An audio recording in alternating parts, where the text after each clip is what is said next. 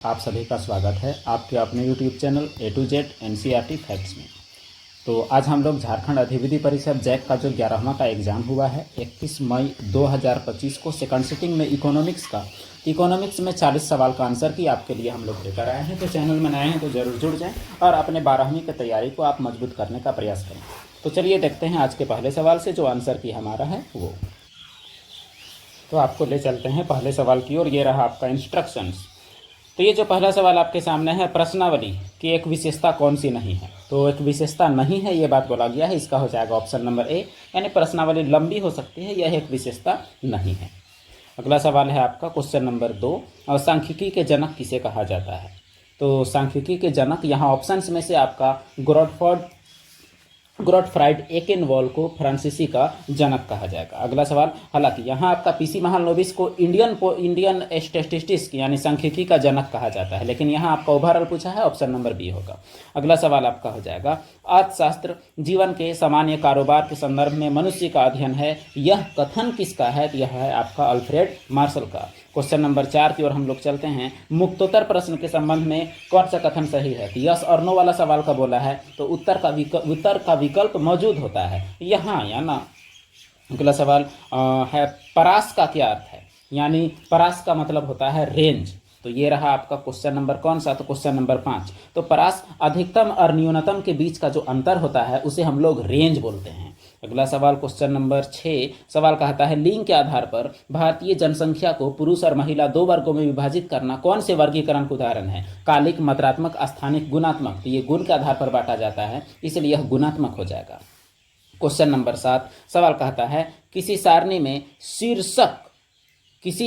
में शीर्षक को क्या कहा जाता है। अच्छा, इसका नंबर हम लोग देख लें, क्वेश्चन नंबर 7। तो इसे क्या कहा जाता है, अवशेष कहा जाता है। अगला सवाल question number 8, histograms are drawn for which type of variables. ये कंटिन्यूअस के लिए बनता है, तो क्वेश्चन नंबर 8 का जवाब ए हो जाएगा। हिंदी में भी संतत चर के लिए बनता है आयत चित्र। अगला सवाल आपका है question number 9। Question number 9 Hindi में देख लेते हैं, सभी प्रेक्षणों के मूल्य के योग को प्रेक्षणों की संख्या से भाग देने पर जो प्राप्त भागफल को क्या कहते हैं। तो उसे समांतर माध्य कहा जाता है, यानी शॉर्ट में कहें तो औसत कहा जाता है। क्वेश्चन नंबर 10 सवाल कहता है कि निम्नलिखित में से औसत को गणना करने के लिए आंकड़ों को बढ़ते क्रम में रखना, किस औसत की गणना करने के लिए बढ़ते क्रम में रखना होता है। तो माध्यिका ज्ञात करने के लिए बढ़ते क्रम में सजाना होता है और बीच वाले को पता करते हैं। अगला है आपका क्वेश्चन नंबर 12 सवाल कहता है, भारत में जनसंख्या संबंधित आंकड़ा कौन संग्रह और अनुरक्षण करता है। तो यह आपका सेंसस ऑफ इंडिया के द्वारा इसका संग्रहण और अनुरक्षण किया जाता है। क्वेश्चन नंबर 12 का बी हो जाएगा। क्वेश्चन नंबर 13 में गौर कीजिएगा, what will be the median of 5, 8, 9, 4, 10, 7, 6, यानी इसका क्या निकालना है, माध्यिका। जस्ट आप इसको बढ़ते क्रम में सजा दीजिए, सबसे पहले 4 आ जाएगा, फिर 5 आ जाएगा, फिर 6, फिर 7, फिर 8, फिर 9 और फिर 10। अब बीच में क्या है, तो बीच में आपका 7 पकड़ेगा, इसीलिए आपका सही जवाब क्या हो जाएगा, ऑप्शन नंबर ए। अगला सवाल क्वेश्चन नंबर 14 सवाल कहता है, सहसंबंध गुणांक 2 चरों के बीच किस प्रकार के संबंध का संख्यात्मक मान है। तो ये रहा आपका कौन सा, तो क्वेश्चन नंबर 14। इसका जवाब हो जाएगा आपका ऑप्शन नंबर बी, यानी रेखीय सहसंबंध। इसका हो जाएगा जवाब आपका ऑप्शन नंबर बी। अगला सवाल है, who is credited with the development of rank correlation, यानी कोटि संबंध के विकास का श्रेय किसको जाता है, ये आपको बताना है। ये रहा आपका क्वेश्चन नंबर 15, जवाब हो जाएगा आपका स्पीयरमैन। क्वेश्चन नंबर 16 है आपके सामने, निम्न में से कौन सा सूचकांक खुदरा कीमतों में औसत परिवर्तन को मापता है। तो क्वेश्चन नंबर 16 का जवाब हो जाएगा उपभोक्ता कीमत सूचकांक ऐसा माप करता है। अगला सवाल क्वेश्चन नंबर 17, मदों के सापेक्षिक महत्व को बल देने वाले सूचकांक को क्या कहा जाता है। तो ये हो जाएगा आपका भारित सूचकांक। क्वेश्चन नंबर 18, किसी अर्थव्यवस्था का प्राथमिक क्षेत्र किससे संबंधित है। तो जवाब है कृषि से संबंधित है। Question number 19, in which year planning commission form, योजना आयोग कब बना। तो 1950 में 15 मार्च को बना। अगला सवाल है आपका, लास्ट 5 ईयर प्लान, अंतिम पंचवर्षीय योजना कौन सी है। तो 12वीं पंचवर्षीय योजना अंतिम पंचवर्षीय योजना है। नई आर्थिक नीति कब शुरू हुई, 1991 में नई आर्थिक नीति शुरू हुई। अगला सवाल है, विनिवेश का क्या उद्देश्य है। तो वित्तीय अनुशासन बढ़ाना, औद्योगिकरण में सहायता देना, सरकार का आय जमा करना, इनमें से सभी इसका सही जवाब हो जाएगा।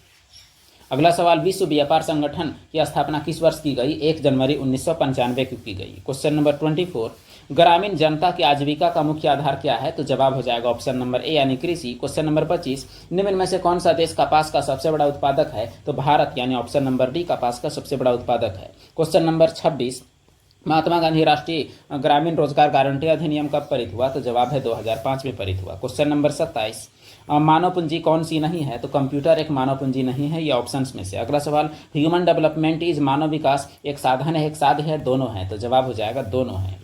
अगला सवाल क्वेश्चन नंबर 29, एक ज्ञान आधारित अर्थव्यवस्था के रूप में भारत के रूपांतरित होने के लिए निम्न में से कौन सा कारक उत्तरदायी है? तो जवाब हो जाएगा आपका इनमें से सभी।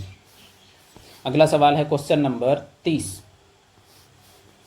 क्षेत्रीय ग्रामीण बैंक की स्थापना कब हुई? तो हो जाएगा आपका 1975। रूरल रीजनल बैंक यानी ये इसका स्थापना 2 अक्टूबर 1975 को हुआ है।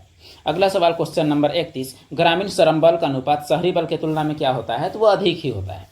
क्वेश्चन नंबर 32, ईंट निर्माण कार्य में कार्यरत व्यक्ति के रोजगार को क्या कहा जाएगा? तो दिहाड़ी मजदूर कहा जाएगा। अगला सवाल क्वेश्चन नंबर 33, सवाल यहाँ कहता है निम्न में से ऊर्जा का गैर परंपरागत स्रोत कौन सा है? तो ये आपका सौर ऊर्जा गैर परंपरागत स्रोत है। अगला सवाल क्वेश्चन नंबर 34, निम्न में से कौन स्वास्थ्य का निर्धारक का सूचक है? तो शिशु मृत्यु दर स्वास्थ्य के निर्धारण का सूचक है इनमें से।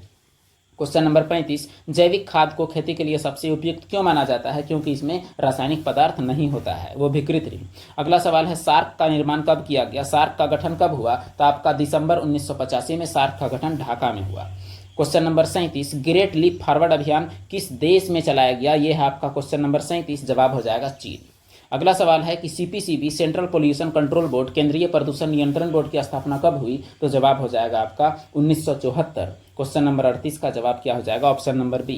कुटुंबश्री क्या है? तो यह आपका पुबर्टी एलिवेशन प्रोग्राम यानी निर्धनता निवारण कार्यक्रम है आपका कुटुंबश्री। अगला सवाल, तानवा प्रोग्राम किस स्टेट का है? तो वो तमिलनाडु का है। इसका पूरा नाम तानवा का क्या है? Tamil Nadu women in agriculture. तो ये रहा आपका 40 के 40 प्रश्न। आप बताएं कि आपका 40 में से आपका कितना आ रहा है, तो ये आप कमेंट बॉक्स में आप जरूर बताएं या खुद से मिलाएं। 12th क्लास का बेहतर तैयारी के लिए आप इस चैनल से जुड़े और कॉम्पिटिटिव एग्जाम की तैयारी के लिए भी आप जरूर जुड़े। वीडियो देखने के लिए आप सभी का धन्यवाद।